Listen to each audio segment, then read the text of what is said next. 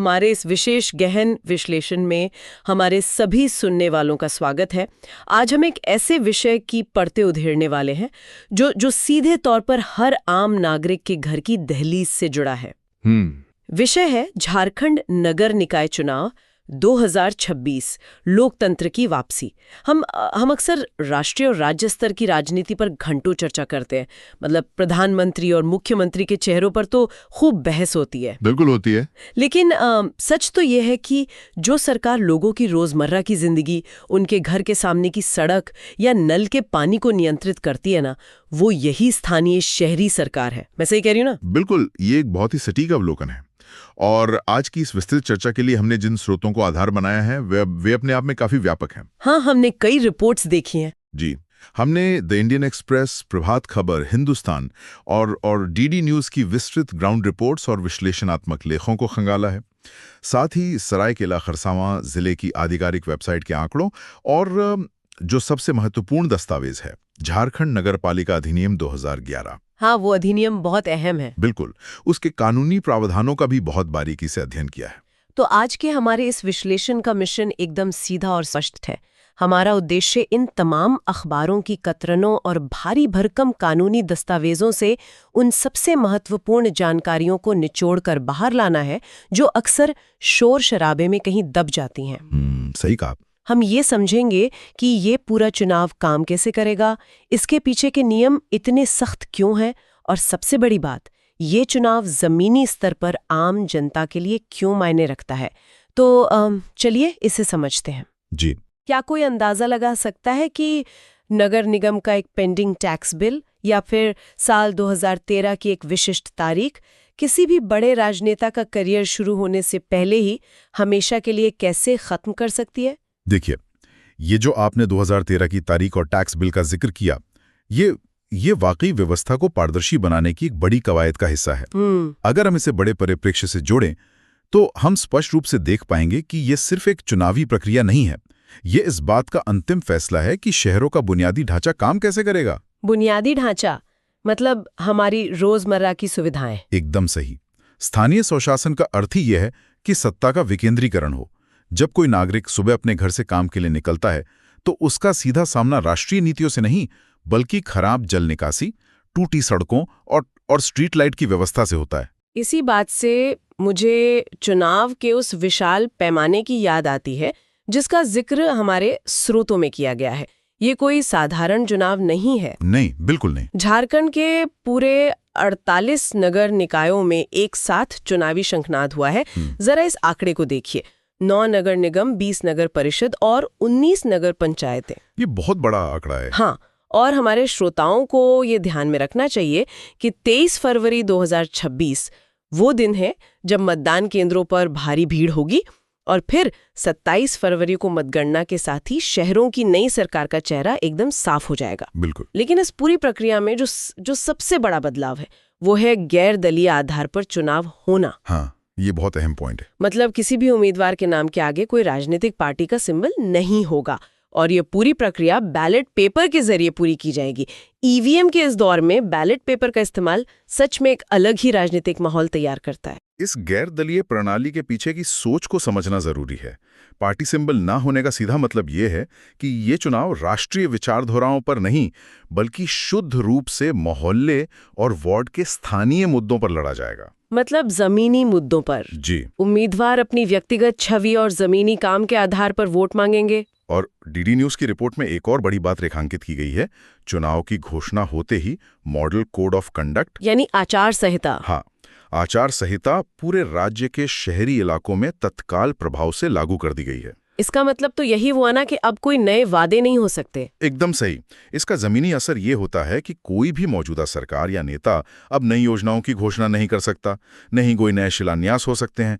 प्रशासन पूरी तरह से चुनाव आयोग के नियंत्रण में काम करता है। लेकिन इन चुनावों का रास्ता इतना आसान नहीं था। द इंडियन एक्सप्रेस की रिपोर्ट बताती है कि कैसे इस प्रक्रिया को शुरू करने के लिए लंबी कानूनी लड़ाइयां लड़ी गईं। झारखंड उच्च न्यायालय का वो ऐतिहासिक फैसला इस पूरी लोकतांत्रिक प्रक्रिया की रीढ़ है। जी। अदालत ने जो कहा वो सिर्फ एक आदेश नहीं बल्कि लोकतंत्र की मूल भावना का एक तरह से स्मरण पत्र था। मैं उस फैसले के सटीक शब्दों का उल्लेख करना चाहूंगा। उच्च न्यायालय ने बहुत ही स्पष्ट और सख्त लहजे में कहा कि लोकतांत्रिक व्यवस्था में चुनाव ही प्रणाली की आत्मा है और स्थानीय स्वशासन को लोगों द्वारा चुना जाना चाहिए। वाह! ये अदालत द्वारा दिया गया एक सीधा संदेश था कि प्रशासनिक अधिकारियों के भरोसे शहरों को अनिश्चित काल तक नहीं छोड़ा जा सकता। संविधान का 74वां संशोधन स्थानीय सरकारों को जो अधिकार देता है, अदालत ने उसी की रक्षा की है। इसी कानूनी लड़ाई में धनबाद मेयर पद का मामला भी तो सामने आया था, जहां अनुसूचित जाति के आरक्षण को लेकर एक याचिका दायर की गई थी। हाँ, ये एक बहुत ही महत्वपूर्ण कानूनी मोड़ था। अदालत ने धनबाद मेयर पद को अनुसूचित जाति के लिए आरक्षित करने की मांग वाली याचिकाओं को सिरे से खारिज कर दिया। खारिज कर दिया मतलब चुनाव में कोई देरी नहीं। बिल्कुल। अदालत का रुख ये था कि चुनाव प्रक्रिया एक बार शुरू होने के बाद उसमें किसी भी तरह का न्यायिक हस्तक्षेप नहीं होना चाहिए। और सबसे बड़ी बात यह रही कि राज्य सरकार की वो जो ट्रिपल टेस्ट आरक्षण नियमावली है, उसको हाईकोर्ट ने पूरी तरह से हरी झंडी दे दी। इस ट्रिपल टेस्ट वाले हिस्से को थोड़ा और गहराई से समझना होगा, क्योंकि अक्सर आम जनता इन तकनीकी शब्दों में उलझ जाती है। आखिर ये ट्रिपल टेस्ट है क्या, जिसने चुनाव का रास्ता साफ किया? ये बहुत जरूरी सवाल है। सुप्रीम कोर्ट के दिशा निर्देशों के अनुसार ट्रिपल टेस्ट एक त्रिस्तरीय प्रक्रिया है जो ये सुनिश्चित करती है कि आरक्षण वैज्ञानिक आधार पर दिया जाए, न कि सिर्फ राजनीतिक फायदे के लिए। तो इसके 3 चरण क्या है? इसका पहला चरण है राज्य में एक समर्पित आयोग की स्थापना करना, जो पिछड़ेपन के आंकड़ों का गहराई से अध्ययन करे। दूसरा चरण है? और दूसरा चरण उस आयोग की सिफारिशों के आधार पर स्थानीय निकायों में आरक्षण का अनुपात तय करना। और तीसरा? और तीसरा और सबसे अहम चरण यह है कि अनुसूचित जाति, अनुसूचित जनजाति और अन्य पिछड़ा वर्ग का कुल आरक्षण किसी भी स्थिति में 50% की सीमा को पार ना करे। झारखंड सरकार ने इसी कसौटी को पार किया है, जिसके बाद ही रोस्टर तैयार हो पाया। यहाँ बात सच में बहुत दिलचस्प हो जाती है। हिंदुस्तान अखबार में छपे उस आरक्षण रोस्टर को देखने पर ऐसा लगता है जैसे पूरे राज्य की शहरी सत्ता का एक नया सामाजिक नक्शा खींचा जा रहा हो। कैसे? उदाहरण के लिए रांची और आदित्यपुर जैसे बड़े और प्रभावशाली नगर निगमों को अनुसूचित जाति यानी एसटी के लिए आरक्षित किया गया है। वहीं हजारीबाग का नेतृत्व अत्यंत पिछड़ा वर्ग 1 के हाथों में होगा। गिरिडीह को अनुसूचित जाति के लिए रिजर्व किया गया है, जबकि देवघर और धनबाद को अनारक्षित यानी जनरल श्रेणी में रखा गया है। ये स्पष्ट रूप से हर वर्ग को शहरी विकास में अपना योगदान देने का एक बड़ा अवसर प्रदान करता है। यहाँ जो बात सबसे आकर्षक है वो इस रोस्टर में छिपा एक और सबसे बड़ा सामाजिक बदलाव है, महिलाओं के लिए 50% का क्षैतिज आरक्षण। हाँ, हॉरिजॉन्टल रिजर्वेशन। बिल्कुल, ये कोई मामूली आंकड़ा नहीं है। जब आधी सीटों पर और राज्य के कई सबसे महत्वपूर्ण मेयर पदों पर महिलाओं का सीधा नियंत्रण होगा, तो निर्णय लेने की पूरी प्रक्रिया का स्वरूप ही बदल जाएगा। इस 50% आरक्षण के प्रभाव पर थोड़ी और बात करते हैं। जमीनी हकीकत ये है कि जब महिलाएं सत्ता में आती हैं तो बजट का प्रवाह अक्सर नागरिक सुविधाओं जैसे बेहतर स्ट्रीट लाइट, पार्कों की सुरक्षा और साफ सफाई की तरफ मुड़ जाता है। ये हमने कई जगह देखा भी है। हाँ, लेकिन इसमें एक चुनौती भी है, जिसे अक्सर मुखिया पति या सरपंच पति सिंड्रोम कहा जाता है, जहां चुनी तो महिला जाती है लेकिन पीछे से सारा काम उनके पति या परिवार के पुरुष सदस्य संभालते हैं। यह चिंता एकदम वाजिब है और ये भारतीय राजनीति की कड़वी सच्चाई भी रही है। लेकिन इस बार चुनाव गैर दलीय आधार पर हो रहे हैं, जिसका मतलब है कि उम्मीदवारों को अपने दम पर जनता के बीच जाना होगा। किसी पार्टी की लहर नहीं होगी। एकदम सही, किसी बड़ी पार्टी की लहर का सहारा नहीं मिलेगा। इसके अलावा शहरी मतदाता आमतौर पर अधिक मुखर और जागरूक होते हैं। वे सीधे मेयर या पार्षद से जवाब मांगते हैं। इसलिए प्रॉक्सी तरीके से शासन चलाना शहरों में उतना आसान नहीं होगा जितना शायद ग्रामीण इलाकों में होता है। हाँ, शहरों में सवाल ज्यादा पूछे जाते हैं। बिल्कुल, महिलाओं को सामने आकर खुद ही कमान संभालनी होगी, जो एक वास्तविक सशक्तिकरण की दिशा में बड़ा कदम है। लेकिन सत्ता की इस कुर्सी तक पहुंचने का रास्ता भी कोई गुलाबों की सेज नहीं है। प्रभात खबर ने चुनाव लड़ने की योग्यताओं और नियमों का जो पूरा चिट्ठा प्रकाशित किया है, उसे देखकर लगता है कि चुनाव आयोग एक बहुत ही सख्त फिल्टर लगा रहा है। फिल्टर तो बहुत सख्त हैं। वार्ड पार्षद बनने के लिए न्यूनतम आयु 21 वर्ष है और मेयर या अध्यक्ष के लिए 30 वर्ष। लेकिन बात सिर्फ उम्र की नहीं है। और क्या शर्तें? उम्मीदवार को उसी वार्ड का मतदाता होना चाहिए और उसका प्रस्तावक भी उसी वार्ड से होना चाहिए। मेयर पद के लिए पूरे निकाय क्षेत्र की मतदाता सूची में नाम होना अनिवार्य है। ये तो फिर भी सामान्य नियम लगते हैं। जो सामान्य नहीं है वो है झारखंड नगर पालिका अधिनियम 2011 की धारा 18 के तहत लागू किया गया एक ऐसा नियम जो किसी भी स्थापित राजनेता के पसीने छुड़ा सकता है। 2 संतान नीति? जी हाँ, हम बात कर रहे हैं 2 संतान नीति की। ये नियम इस पूरे चुनाव का सबसे बड़ा फिल्टर साबित हो सकता है। ये नियम वाकई एक बॉम्बशेल की तरह है। कई लोग जो सालों से चुनाव की तैयारी कर रहे होंगे, उन्हें शायद एहसास भी न हो कि उनके परिवार का आकार उनका राजनीतिक भविष्य तय करने वाला है। बिल्कुल। इस नियम की बारीकियों को समझना बहुत जरूरी है, खासकर वो 9 फरवरी 2013 वाली कट ऑफ तारीख। इस नियम की रूपरेखा बहुत ही स्पष्ट है।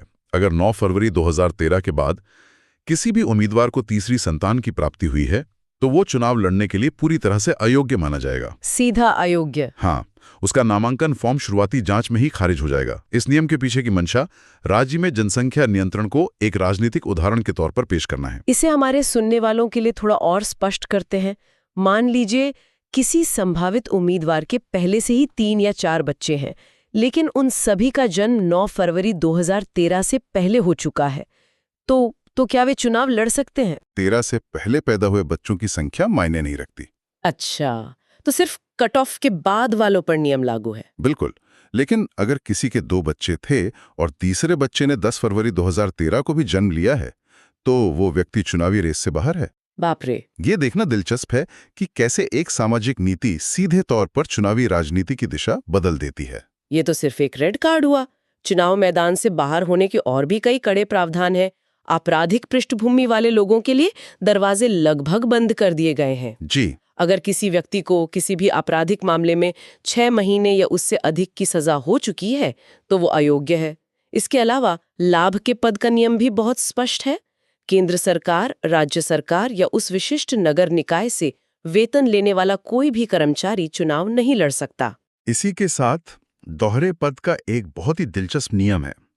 कई बार हम देखते हैं कि मौजूदा विधायक या सांसद भी स्थानीय राजनीति पर पकड़ बनाए रखने के लिए निकाय चुनाव लड़ लेते हैं। हाँ, ऐसा बहुत होता है। नियम ये कहता है कि अगर ऐसा कोई जनप्रतिनिधि चुनाव जीत जाता है तो उसे 15 दिनों के भीतर अपने किसी एक पद से इस्तीफा देना ही होगा। ये सत्ता को एक ही व्यक्ति के हाथों में केंद्रित होने से रोकने का एक बेहतरीन तरीका है। इन सब में सबसे ज्यादा ध्यान खींचने वाला नियम मुझे टैक्स बकाया वाला लगा। ये नियम सीधे तौर पर कहता है कि अगर कोई शहर का प्रथम नागरिक या पार्षद बनना चाहता है तो उसे पहले एक जिम्मेदार करदाता बनना होगा। बिल्कुल सही बात है। अगर नगर निकाय का कोई भी टैक्स, चाहे वो घर का होल्डिंग टैक्स हो या पानी का बिल, पेंडिंग है तो उम्मीदवार का नामांकन तुरंत रद्द हो जाएगा। हर उम्मीदवार के लिए एक नो ड्यूज सर्टिफिकेट पेश करना अनिवार्य है। ये नियम आर्थिक शुचिता की दिशा में एक बहुत बड़ा कदम है। आप उस व्यवस्था को कैसे सुधार सकते हैं जिसे आपने खुद अपने हिस्से का कर नहीं दिया? एकदम सही बात है। इसी तरह चुनाव खर्च और पारदर्शिता को लेकर भी बहुत सख्त गाइडलाइंस हैं। हालांकि नामांकन शुल्क काफी कम है। मेयर के लिए सुरक्षा राशि 5,000 रुपए और वार्ड पार्षद के लिए सिर्फ 1,000 रुपए। काफी कम है ये तो। और इसमें भी एक सकारात्मक पहलू ये है कि अनुसूचित जाति, अनुसूचित जनजाति, अन्य पिछड़ा वर्ग और महिलाओं को इस राशि में 50% की छूट दी गई है ताकि आर्थिक रूप से कमजोर तबके के लोग भी राजनीति में आ सकें। लेकिन कम सुरक्षा राशि का मतलब ये नहीं है कि चुनाव में पैसे की नदियां बहाई जा सकती हैं। चुनाव प्रचार के खर्च की एक बहुत ही सख्त अधिकतम सीमा तय की गई है, 15 लाख रुपए। कोई भी उम्मीदवार इससे 1 रुपए भी ज्यादा खर्च नहीं कर सकता। और इस खर्च पर नजर रखने के लिए चुनाव आयोग में एक नया हथियार निकाला है।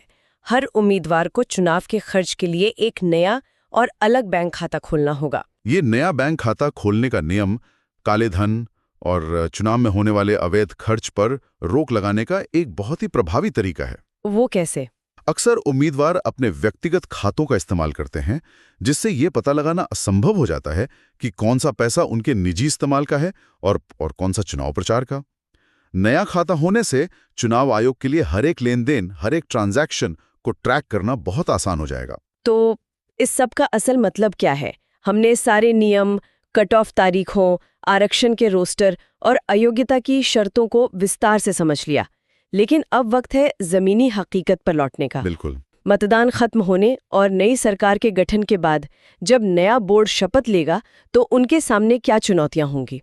आखिर क्यों ये चुनाव आम जनता के लिए इतना जरूरी है? नए बोर्ड के सामने जो चुनौतियां हैं वे बहुत ही व्यवहारिक और रोजमर्रा की जिंदगी से जुड़ी हैं।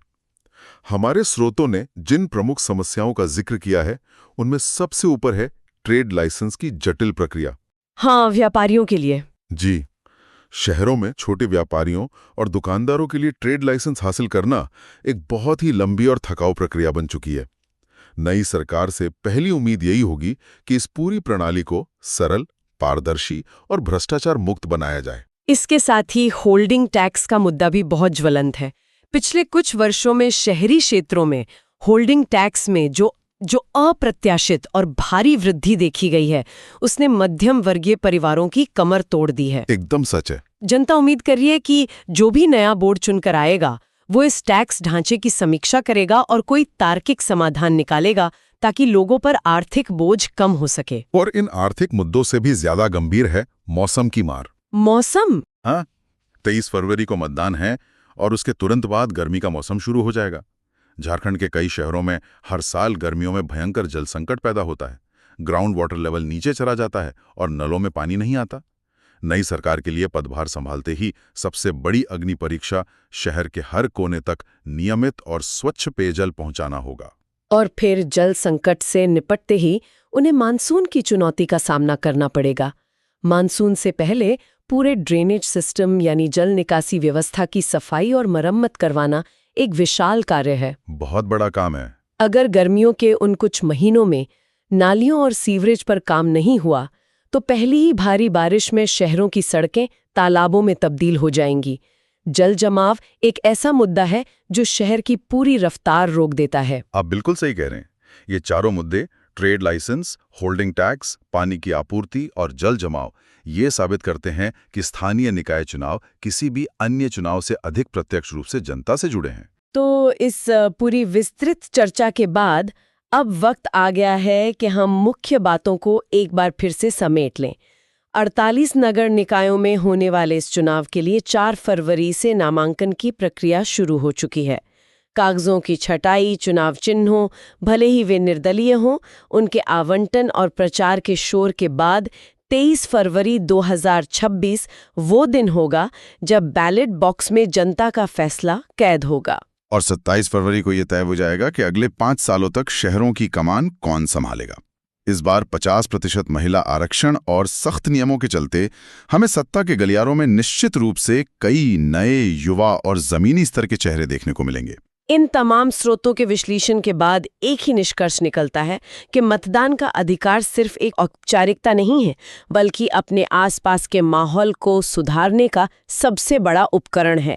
जब मतदाता 23 फरवरी को पोलिंग बूथ की तरफ कदम बढ़ाएं तो ये याद रखना जरूरी है कि ये वोट उनके शहर के भविष्य के लिए है। इसलिए अपना आईडी कार्ड साथ ले जाना न भूलें और एक सोच समझकर फैसला लें। ये पूरी चर्चा एक महत्वपूर्ण सवाल खड़ा करती है। क्या सवाल? हमने देखा कि इस बार चुनाव गैर दलीय आधार पर हो रहे हैं। उम्मीदवारों के पास पार्टी का झंडा या सिंबल नहीं होगा। ये व्यवस्था इसलिए की गई है ताकि स्थानीय मुद्दों पर बात हो। हाँ, लेकिन क्या वास्तव में ये चुनाव पूरी तरह से गैर राजनीतिक रह पाएगा? ये सोचने वाली बात है। या फिर बड़े राजनीतिक दल पर्दे के पीछे से अपने समर्थित उम्मीदवारों को धन और संसाधन उपलब्ध कराते रहेंगे? क्या बिना किसी पार्टी बैकअप वाला एक आम, ईमानदार, स्वतंत्र उम्मीदवार उस उम्मीदवार का मुकाबला कर पाएगा जिससे गुपचुप तरीके से किसी बड़ी पार्टी का अदृश्य नियंत्रण और वित्तीय समर्थन हासिल है? मुश्किल लगता है। सवाल यही है कि जब नियम इतने सख्त हैं, चाहे वो पेंडिंग टैक्स के कारण अयोग्य ठहराया जाना हो या 2013 की 2 संतान नीति, तो क्या ये सख्त फिल्टरिंग प्रक्रिया वाकई हमें बेहतर नेता देती है या फिर उन जमीनी कार्यकर्ताओं को बाहर कर देती है जो खुद इन्हीं बुनियादी समस्याओं से जूझ रहे हैं? यह एक बहुत ही गहरा और विचारणीय प्रश्न है। क्या व्यवस्था का स्वरूप बदलने से उसका चरित्र भी बदल जाता है? यह एक ऐसा सवाल है जिस पर हर जागरूक नागरिक को खुद विचार करना चाहिए। खैर, आज के हमारे इस गहन विश्लेषण में बस इतना ही। इस जटिल लेकिन बेहद महत्वपूर्ण चुनावी प्रक्रिया की गहराइयों को हमारे साथ समझने के लिए सभी श्रोताओं का बहुत बहुत धन्यवाद। अगली बार फिर मिलेंगे एक नए विषय और एक नए दृष्टिकोण के साथ।